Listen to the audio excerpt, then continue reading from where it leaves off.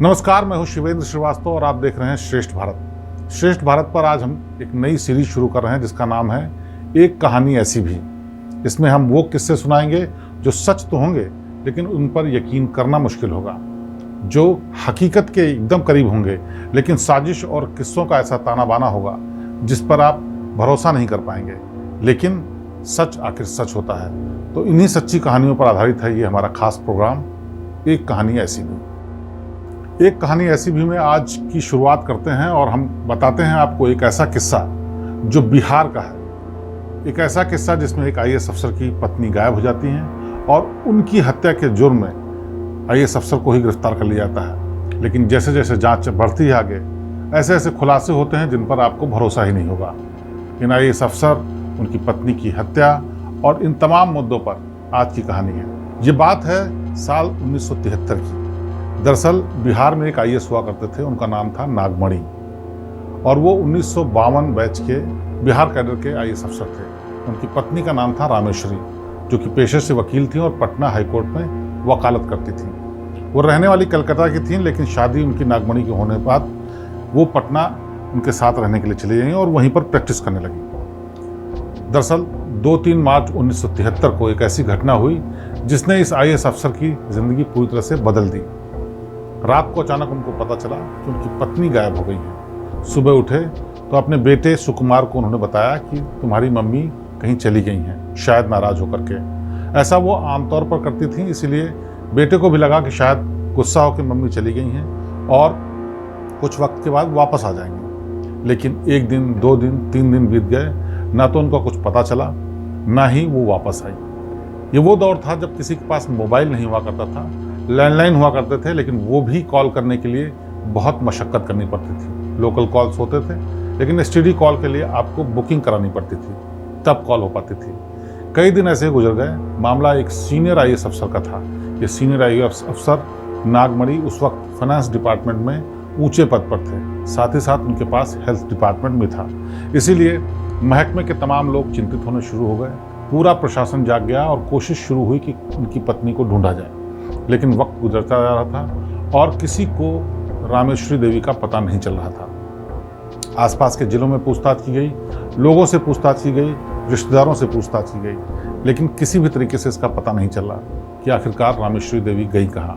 नाराजगी भी थी, तो इतने दिनों तक कैसे वो गायब रह सकती हैं और कहाँ जा सकती हैं, ये सबके मन में सवाल था। दरअसल कई लोग ये भी कहते थे कि नागमणि और उनकी पत्नी में नहीं बनती, लेकिन चूंकि इनके 2 बेटे हैं, परिवार है, तो परिवार को बचाए रखने के लिए साथ में रहते हैं, लेकिन पति पत्नी की तरह इनका रिश्ता ठीक नहीं है। लिहाजा लोग इस एंगल से भी देख रहे थे कि कहीं नाराज होकर के किसी और के साथ तो नहीं चली गई। लेकिन चूंकि मामला एक बेहद संभ्रांत और सीनियर अफसर के घर का था, इसीलिए कोई इस बारे में बात नहीं कर रहा था। खुसफुसाहट हो रही थी, बातें हो रही थी, चर्चे हो रहे थे। अखबारों में भी छोटे छोटे किस्से आने शुरू हो गए, लेकिन कोई खुलकर कुछ नहीं बोलना चाह रहा था। इसी बीच रामेश्वरी की जो बहन है राजेश्वरी, वो कलकत्ता में रहती थी और उनके पति वहीं पर काम करते थे। उन्होंने चीफ सेक्रेटरी पटना को, यानी चीफ सेक्रेटरी बिहार को, जो पटना में थे, उनको चिट्ठी लिखी कि इस मामले में कुछ भी सफलता नहीं मिल रही है, हमें आशंका है कि कुछ अनहोनी हुई है, इसकी जाँच कराई जाए। चूँकि मामला एक सीनियर अफसर का था और चिट्ठी भी चीफ सेक्रेटरी को लिखी गई थी, इसीलिए उन्होंने पटना पुलिस को आदेश दिया कि इसमें जितनी भी गहनता से जांच हो सके की जाए। मामला क्राइम ब्रांच को सौंप दिया गया और जांच शुरू हो गई। क्राइम ब्रांच ने अपनी गंभीरता से जब जांच शुरू की तो उसके हर पहलू को देखना शुरू किया। उनके परिवार वालों को, दोस्तों को, नज़दीकियों को, सबको पूछताछ के लिए बुलाया जाने लगा और उसमें पता चला कि परिवार में वाकई कुछ नहीं बनता था। यानी इस बात की भी आशंका दर्ज की जाने लगी, कहीं ऐसा तो नहीं नागमणि ने ही अपनी पत्नी रामेश्वरी को कहीं गायब कर दिया या उनकी हत्या कर दी। ये अभी तक साफ नहीं था, लेकिन आशंकाएं हो रही थी। और इसी बीच में 1 महीना और गुजर गया। इस बीच परेशान होकर के नागमणि के बेटे सुकुमार ने पुलिस स्टेशन में मुकदमा लिखवा दिया और वो पुलिस स्टेशन में मुकदमा लिखवाने के लिए गए पास के थाने में, जो कि वहाँ से कुछ वक्त दूर था, लेकिन उनको शंका थी कि क्या उस जगह पर जाने से कुछ पता चल सकता है। इसीलिए सुकुमार ने सोचा कि वो जा करके एक मुकदमा लिखवाएं और उसकी जांच शुरू हुई। जब मुकदमा लिखाया गया, उसके बाद पुलिस की एक टीम तमाम जगहों पर दबिश देने लगी, लोगों को पूछताछ के लिए बुलाने लगी और उसी बीच में तमाम चीज़ें ऐसी पता चलनी शुरू हुई जो शक की सुई घूम गई नागमणि की तरफ। 11 जून 1973 को नागमणि के बेटे सुकुमार ने करदनी थाना में मुकदमा लिखवा दिया और उसके बाद जो जांच शुरू हुई उसमें कई लोग जांच के दायरे में आए। सबसे ज़्यादा शक जो पैदा हुआ वो नागमणि के नौकर दालचंद कहार के ऊपर पड़ा। ये वही दालचंद था जिसकी नौकरी भी नागमणि ने लगाई थी और फाइनेंस डिपार्टमेंट में ही चपरासी के पद पर काम करता था। कहा यह भी जाता है कि 2-3 मार्च 1973 जिस दिन उनकी पत्नी गायब हुई उस दिन की इसका सारा मूवमेंट बहुत संदिग्ध था, इसीलिए भी पुलिस को इस पर शक हुआ। पुलिस ने दालचंद कहार को पूछताछ के लिए बुलाया और अगले कुछ चंद घंटों के बाद ही पूरे मुकदमे का खुलासा कर दिया। अगर पुलिस के खुलासे पर यकीन करें तो पुलिस की कहानी ये थी कि नागमणि दरअसल अपनी पत्नी से लगातार झगड़ते रहते थे और नागमणि इस तरह के व्यक्तित्व वाले आदमी थे कि उनके तमाम लोगों से संपर्क और संबंध थे, कई महिलाओं से संबंध थे और इसको लेकर के नागमणि और उनकी पत्नी के बीच में कई बार तकरार और झगड़ा होता रहता था। इसी से तंग आकर के इसी के नतीजे के रूप में उन्होंने अपनी पत्नी का कत्ल कर दिया और वो भी सब बताया गया दालचंद कहार के हवाले से। पुलिस की कहानी के मुताबिक दालचंद कहार ने कड़ाई से पूछताछ में बताया कि नागमणि ने उनको घटना वाली रात अपने घर पर बुलाया। जब वो रात में पहुंचे तो वहाँ पर पहले से ही एक डॉक्टर मौजूद थे और वो डॉक्टर नागमणि के दोस्त थे। इसके बाद डॉक्टर ने और नागमणि ने मिलकर के अपनी पत्नी का गला दबाया, हत्या की और उसी वक्त डॉक्टर ने एक इंजेक्शन दिया जिसकी वजह से जहर के असर से उनकी पत्नी की मौत हो गई और उसके बाद लाश को ठिकाने लगाने के लिए तीनों लोग सरकारी एम्बेसडर कार में घर से निकले। कई जगह पर घूमते घामते वो लाश को ठिकाने की सोच रहे थे, लेकिन उनको कोई मुफीद जगह नहीं मिली क्योंकि उस दिन एक ऐसा त्यौहार था जिसमें तमाम लोग सड़कों पर थे, मंदिरों में सजावट थी और शिवरात्रि का त्यौहार होने की वजह से भीड़ भाड़ काफ़ी थी। तो पहले उन्होंने लाश को बहाने का प्लान किया, लेकिन वहाँ पर भी भीड़ थी, आसपास के मंदिरों में जगमगाहट थी, उसकी वजह से वो लाश को ठिकाने नहीं लगा पाए और इस तरह से बार बार कोशिश करने के बाद वो शहर के बाहर एक ऐसी जगह पर, सुनसान जगह पर निकल आए जहाँ पर उन्होंने लाश को ठिकाने लगाने की सोची। इसी बीच क्राइम ब्रांच जो कि जांच कर रही थी उसको जानकारी मिली कि जिस तरह की महिला की तलाश वो लोग कर रहे थे उसके बारे में बख्तावरपुर पुलिस स्टेशन जो कि पटना से करीब 65 किलोमीटर दूर है, वहाँ पर उसकी जानकारी मिली है। दरअसल जानकारी के मुताबिक 2-3 मार्च 1973 को जिस दिन महिला गायब हुई थी यानी रामेश्वरी देवी गायब हुई थी, उसी दिन सुबह लोगों ने देखा कि एक गड्ढे के पास एक लाश पड़ी हुई है। उसके बाद पुलिस को इत्तला की गई थी और पुलिस जब वहां पर पहुंची तो देखा महिला के शरीर पर कोई भी कपड़े नहीं हैं और जानकारी के मुताबिक पुलिस वालों को लगा कि वो संभ्रांत घर की महिला लग रही हैं, इसीलिए कोशिश की गई कि उनके बारे में पता किया जाए, लेकिन तब तक कोई भी इत्तला नहीं मिली थी, कोई भी FIR नहीं थी, जिसके चलते उन्होंने लावारिश लाश की तरह उसका अंतिम संस्कार कर दिया। लेकिन नमूने के लिए विसरे और शरीर के तमाम जो पार्ट्स होते हैं जिनकी जाँच की जाती है उनको सुरक्षित फॉरेंसिक लैब भिजवा दिया। ये जानकारी यहाँ पटना पुलिस को भी साझा की गई, लेकिन इस बीच दालचंद कहार से पूछताछ चल रही थी और उसने जो भी किस्सा बताया उसके मुताबिक ये कड़ियाँ जुड़ती हुई नजर आ रही थी और उन कड़ियों के मुताबिक बख्तावरपुर इलाके में इस लाश को ठिकाने लगाने के लिए डॉक्टर, नागमणि और ड्राइवर तीनों लोग वहाँ पर पहुँचे। ड्राइवर का काम नागमणि खुद कर रहे थे, इसलिए ड्राइवर उस दिन छुट्टी पर था, लेकिन नागमणि, उनके डॉक्टर और दालचंद कहार उस मौके पर पहुंचे और वहां पर एक गड्ढा खुदा हुआ था जिसमें उन्होंने लाश को डाल करके मिट्टी डाल दी। लेकिन अगले दिन किसी भी तरीके से उस लाश के बारे में लोगों को पता चल गया। ये वो कहानी थी जो पुलिस ने बताई और इसी के आधार पर मुकदमा शुरू हुआ। अब इस मामले में जैसे ही आला अफसरों को पता चला, खबर आग की तरह फैल गई। उस वक्त टेलीविजन और सोशल मीडिया का कोई भी माध्यम नहीं था, लिहाजा अखबारों के जरिए अगले दिन तमाम जगहों पर यह खबर फैल गई कि नागमणि ही अपनी पत्नी के हत्यारे हैं।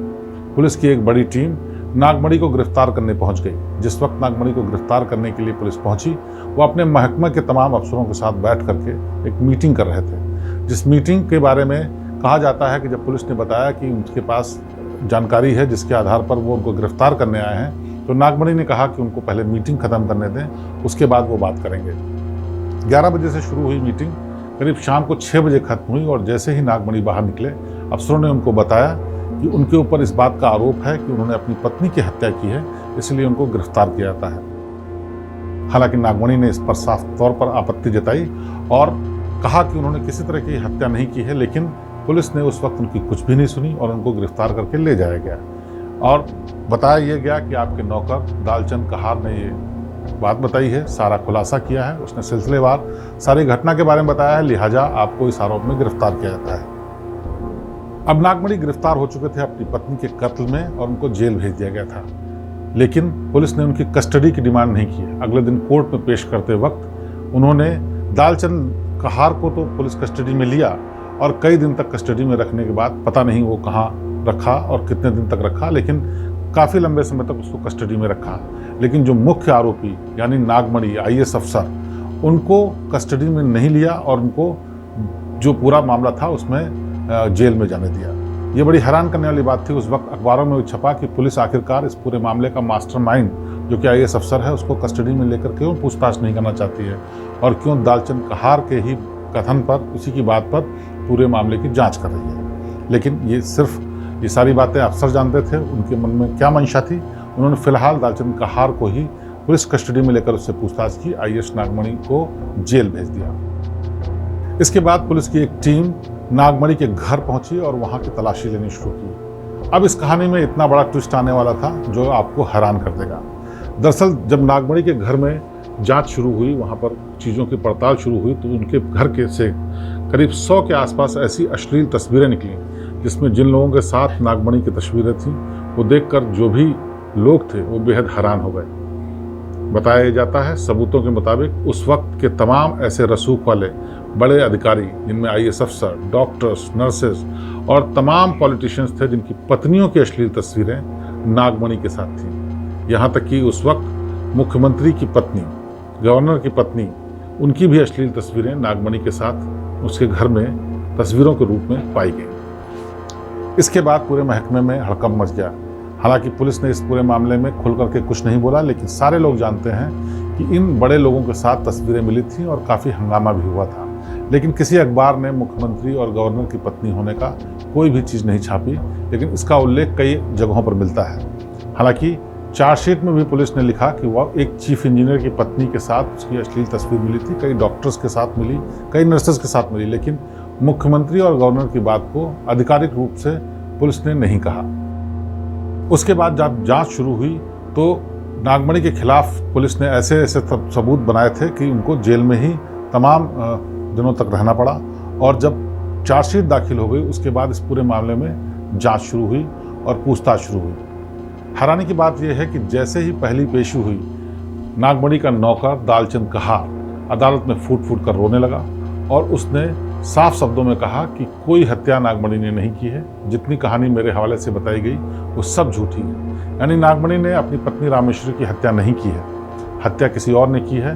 वो बहुत शरीफ आदमी है और उन्होंने कभी कोई ऐसा काम नहीं किया जिससे कि उनके ऊपर कोई कानूनी शिकंजा कस सके। हालांकि उसने फोटो के बारे में कोई भी जानकारी होने से मना किया, लेकिन हत्या के बारे में उसने साफ तौर पर कहा कि उस वक्त बख्तावरपुर पुलिस ने उसके सीने पर गोली रख करके उससे जबरन कहलवाया कि जो कहा जा रहा है वो कहो, वरना तुम्हें जान से मार देंगे। इसीलिए डर के मारे उसने ये सारी कहानी बताई, लेकिन इस सारी की सारी कहानी मनगढ़ंत है। ये सुनने के बाद पूरी अदालत सख्ते में आ गई, जो वहाँ लोग मौजूद थे सख्ते में आ गए। लेकिन अदालत के सामने चुनौती थी कि क्या फैसला दें, क्या इस मामले में आगे बढ़ाएं या फिर इस मामले को यहीं पर जांच के लिए आगे आदेश करें। अदालत ने प्राइम जो सस्पेक्ट था, जिसका प्राइम गवाही थी, जो सबसे बड़ा इसमें गवाह था, उसकी बात को गंभीरता से लिया और इस पूरे मामले में नागमणि थे उनको जमानत दे दी, क्योंकि यही वो गवाह था जिसके आधार पर नागमणि को गिरफ्तार किया गया था। कोई सर्कमस्टांशियल एविडेंस, कोई ऐसी चीज़ नहीं मिली थी जिसके आधार पर नागमणि को जेल में रखा जाता, इसलिए जमानत दे दी गई। इसके बाद पुलिस हाईकोर्ट गई, वहाँ पर भी तमाम दलीलें दी। इस बीच जांच चलती रही। जांच के दौरान पता चला कि पुलिस ने जिस वक्त वो लावारिश लाश रामेश्वरी देवी की पाई थी बख्तावरपुर पुलिस स्टेशन में, उसकी गहनता से जांच नहीं हुई थी। लिहाजा क्राइम ब्रांच पहुंची बख्तावरपुर पुलिस स्टेशन। उसने जानने की कोशिश की कि आखिरकार जांच के नाम पर क्या किया गया था। उन्होंने बताया कि उन्होंने बड़ी कोशिश की थी रामेश्वरी देवी के बारे में पता करने की कि आखिरकार किसकी लाश है। जब नहीं पता चला तो उन्होंने लावारिश लाश के तौर पर उसका अंतिम संस्कार कर दिया। लेकिन एक काम जरूर किया था कि उसका विसरा जांच के लिए सुरक्षित रख लिया था। यानी अभी भी एक ऐसी चीज़ थी जिससे साफ हो सकता था कि रामेश्वरी देवी के साथ आखिरकार हुआ क्या था। फोरेंसिक लैब टीम भेजी गई और वहाँ पर पता चला कि रिपोर्ट में आया कि इस पूरी घटना में कहीं भी जहर का इस्तेमाल नहीं हुआ। जैसा कि शुरुआत में ही दालचंद कहार कह रहा था कि उसको पुलिस ने जबरन कहलवाया, और पुलिस ने अपनी कहानी में कहा था कि दालचंद लोहार ने यह बयान दिया है, एक डॉक्टर ने इंजेक्शन दिया जिसमें जहर था, जिसकी वजह से रामेश्वरी देवी की मौत हुई। तो अब ये कहानी पुलिस की भरभरा कर गिर पड़ी, जिसमें उन्होंने कहा था जहर दे करके मारा गया, डॉक्टर, नागमणि और दालचंद ने मिल करके रामेश्वरी देवी को मारा था। अब साफ हो चुका था कि रामेश्वरी देवी की हत्या जहर से नहीं हुई है। अब पुलिस की जांच आगे बढ़ रही थी, लेकिन इसी बीच अदालत ने इस पर कड़ा रुख अख्तियार करना शुरू किया। पुलिस से सवाल जवाब करने शुरू किए, सरकार से पूछना शुरू किया कि जब आपके पास एविडेंस नहीं है तो आखिरकार इतने सीनियर आईएएस अफसर को जेल में किस लिए भेजा गया है। उस वक्त वहाँ पर कांग्रेस की सरकार थी और उस सरकार के दौरान नागमणि को जेल भेजा गया और जेल में उनके साथ तमाम तरीके की ऐसी बातें कही गई जिससे साफ होता था कि सरकार भी इस पूरे मामले में उनके कृत्य पर बहुत नाराज है। लेकिन साफ नहीं हो पाया कि आखिरकार इस पूरे मामले में सबसे ज़्यादा किसको नाराज़गी है, ये कभी भी साफ नहीं हो पाया। लेकिन इतना तय था कि अब ये पूरा मामला एक नया मोड़ लेने वाला था। अदालत ने नागमणि की अपील पर उनको जमानत दे दी और वहाँ से मुकदमा लड़ने के बाद वहाँ से मुकदमा जीत भी गए, जिसमें साफ तौर पर कहा गया कि किसी साजिश के तहत उनको फंसाया गया है और इस हत्या से इनका कोई लेना देना नहीं है। पुलिस इस मामले में आगे जांच जारी रखे। कई महीनों तक पुलिस ने जांच की, लेकिन फिर भी साफ नहीं हो पाया कि आखिरकार रामेश्वरी देवी की हत्या कैसे हुई। आखिर कैसे रामेश्वरी देवी बख्तावरपुर पुलिस स्टेशन के क्षेत्र में पहुंची, आखिर कैसे वो घर से बाहर निकली और आखिर कैसे वो गायब हो गई, ये अभी तक रहस्य बना हुआ था और पुलिस इसी रहस्य की तलाश में थी।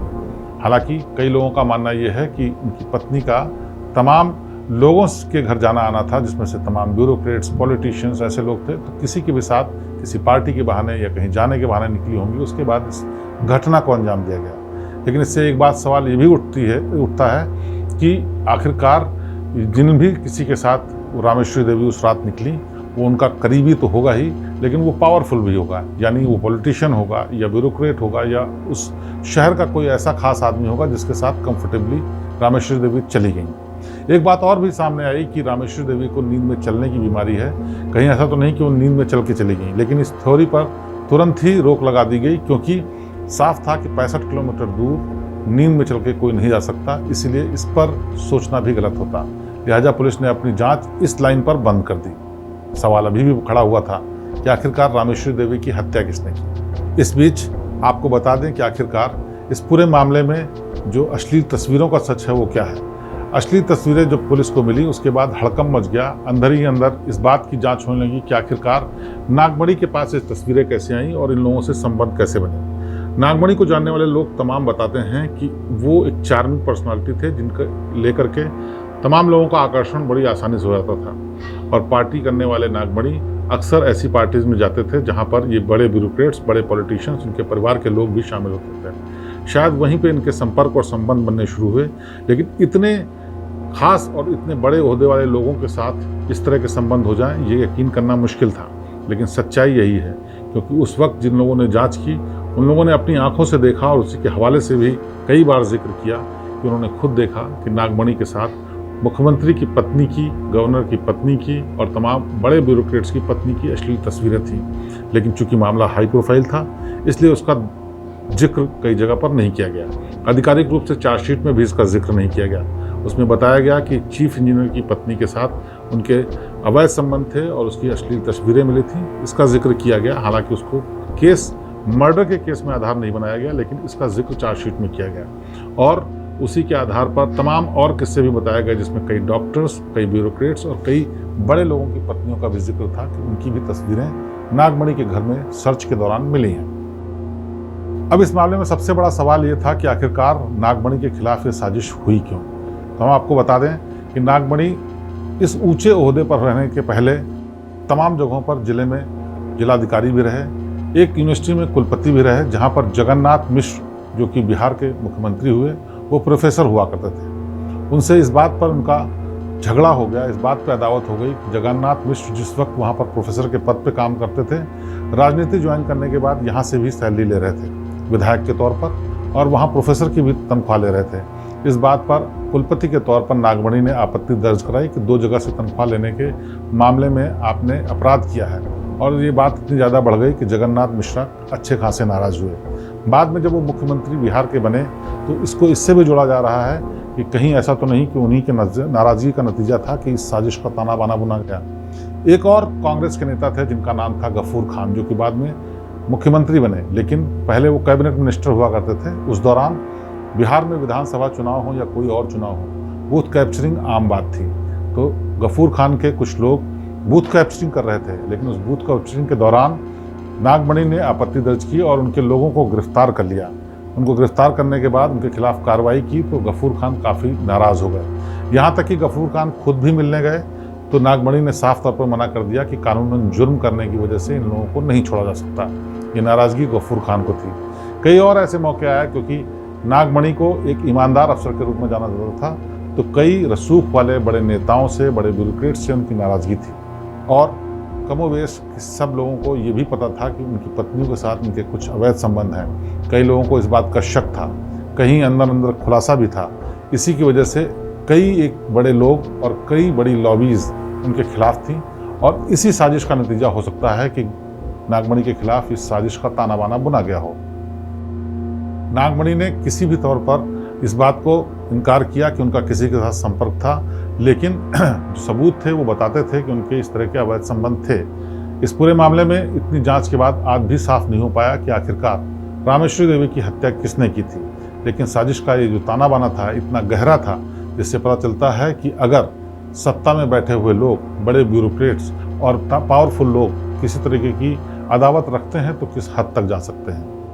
हम आपको ये भी बता दें कि लोअर कोर्ट के बाद हाई कोर्ट ने आदेश किया कि नागमणि निर्दोष हैं और उनको बाइज्जत बरी किया। बाइज्जत बरी करने का मतलब साफ होता है कि अगर जो आरोप आप पर लगाए गए हैं वो किसी भी रूप में साबित नहीं हुए, कोई भी सबूत आपके खिलाफ नहीं पाए गए और किसी भी तरीके से आपके खिलाफ कोई भी आरोप तय नहीं है, लिहाजा आपको बाइज्जत बरी किया जाता है। बाइज्जत बरी किए जाने में तमाम वो सुविधाएं, वो वक्त जो आपका गुजर गया, उस दौरान होने वाले फ़ायदे, उस दौरान आपका ओहदा, आपके पैसे का नुकसान, सबकी भरपाई करने का अधिकार, निर्देश दे सकती है अदालत। अदालत ने यही किया, सरकार को आदेश दिया कि जिस पद पर थे उस पद पर रहते हुए इस वक्त किस प्रमोशन के स्थल पर होते, क्या उनकी सैलरी होती, उनकी क्या पोजीशन होती, सब वापस की जाए। इस फैसले के खिलाफ बिहार सरकार सुप्रीम कोर्ट गई, लेकिन सुप्रीम कोर्ट ने भी इस आदेश को बरकरार रखा। सुप्रीम कोर्ट ने सख्त शब्दों में ये निर्देश दिया कि जो नागमणि हैं उनके सभी अधिकार उनको वापस दिए जाएं, उनको उनका पद वापस दिया जाए। उस पद के हिसाब से जो भी प्रमोशन का स्तर आज की तारीख में होता है उस स्तर पर उनको प्रमोट करके उनको अपॉइंट किया जाए। और ख़ास बात ये कि जिस वक्त ये आदेश दिया उसके लिहाज से वो उस वक्त बिहार के चीफ सेक्रेटरी होते, लेकिन सुप्रीम कोर्ट का आदेश था, लिहाजा बिहार सरकार ने इस आदेश को तो माना, लेकिन उनको चीफ सेक्रेटरी नहीं बनाया, उनको बनाया गया एडिशनल चीफ सेक्रेटरी, यानी कि महकमे का सबसे बड़ा अधिकारी उससे नीचे का अधिकारी, सूबे के सबसे बड़े अधिकारी चीफ सेक्रेटरी से ठीक नीचे, और उनको उस दौरान की तमाम तनख्वाह, तमाम भत्ते, तमाम हर्जाना भी दिया गया। यहाँ तक कि जो मुकदमा लड़ने के लिए वकील और कानूनी फीस खर्च हुई थी वो भी दी गई। लेकिन ये अजीबोगरीब दास्तान एक ऐसे IAS अफसर की है जो महकमे का सबसे पावरफुल अधिकारी था, एक ऐसे स्टेट का जहाँ के स्टेट के चीफ मिनिस्टर की पत्नी के साथ उसके संबंध थे, वहाँ के गवर्नर की पत्नी के साथ उसके संबंध थे। इसीलिए उसके खिलाफ इस तरह साजिश का ताना बाना बुना गया कि आखिरकार उसको 7-8 साल कानूनी लड़ाई लड़नी पड़ी, जेल जाना पड़ा अपनी ही पत्नी की हत्या के मामले में। लेकिन आखिरकार सबूतों के अभाव में और किसी भी तरीके की चीज़ सिद्ध न होने की वजह से अदालत ने, सुप्रीम कोर्ट ने उसको बाइज्जत बरी किया। हमारी जानकारी के मुताबिक नागमणि आज भी जीवित हैं और करीब 90-95 साल की उम्र में चेन्नई में अपने किसी रिश्तेदार के साथ रहते हैं। अब इसमें तमाम चीज़ों के बीच में सबसे बड़ा सवाल अभी भी बाकी है कि आखिरकार नागमणि ने नहीं तो किसने रामेश्वरी देवी की हत्या की। तो एक कहानी ऐसी भी कि आज के एपिसोड में आज बस इतना ही। अगली बार फिर किसी एक अजीबोगरीब और बड़ी रोचक कहानी के साथ आपके सामने पेश होंगे। आप देखते रहिए श्रेष्ठ भारत।